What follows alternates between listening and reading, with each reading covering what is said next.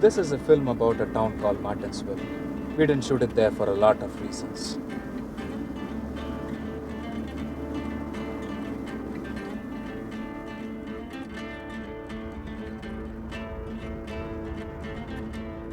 Shit.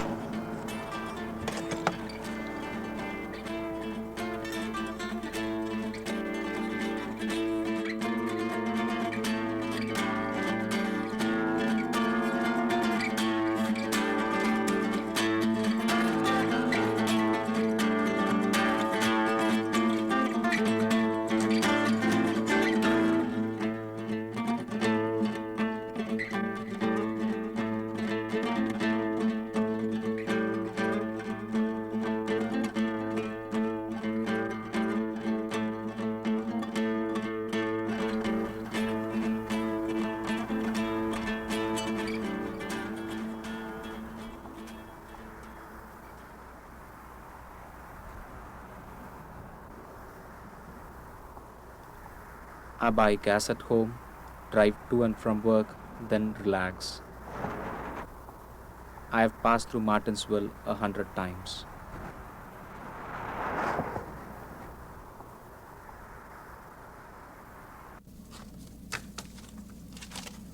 I was giving Jane a ride home from work. We do not usually ride together, but her car broke down and was in the shop. Hey, Krishna. Hey. You ready to go? Yes, I was just finishing up for tomorrow. I didn't know yoga was from India. Oh yes, it may be a new trend in the US, but it's been around in my country for over 5,000 years. Yeah. I have a girlfriend who loves it. It seems yoga is very popular with women in this country. Sure. Do you ever practice it yourself? Yes, I used to be a yoga instructor back in my country.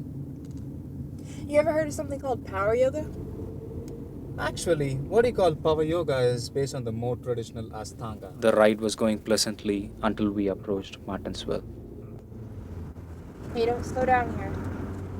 Why? Is there something wrong? Yeah. This is Martinsville. Don't tell me you don't know anything about Martinsville. I sped up while Jane told me about the history of this place. That evening, I looked it up. Between 1882 and 1951, about 3,500 African Americans were lynched in the United States. Not all of these lynchings occurred in the South. The town of Martinsville, Indiana was well known for its Klan activity in the 1920s. The last official Klan rally there took place in 1967. Just 1 year later, Carol Jenkins, an African American door-to-door saleswoman, was stabbed to death with a screwdriver in what investigators believed was a racially motivated crime. In 1975, Lowell Clifton, a white Martinsville resident, was convicted of assault and sentenced to prison for threatening a black man with a shotgun. In 1999, a group of interracial high school basketball players from Bloomington was verbally assaulted by Martinsville fans during a game. According to a census taken in 2000, of the 67,000 people living in Martinsville, only 55 are black.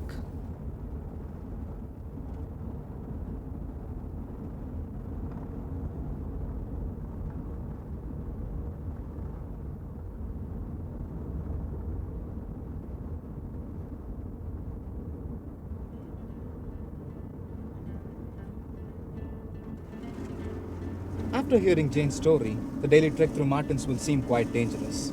But I never changed my route. It is still the shortest distance between 2 points. Those crimes were committed against African Americans.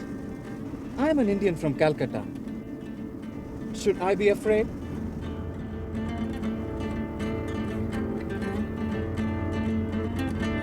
Still, no matter how hard I try to convince myself that I am safe, the fear remains. Perhaps the entire town is not prejudiced, but who is? The gas station attendant, the man out jogging, that kid on the bike, perhaps that woman pushing her little baby with her Bible in her pocketbook is filled with hatred.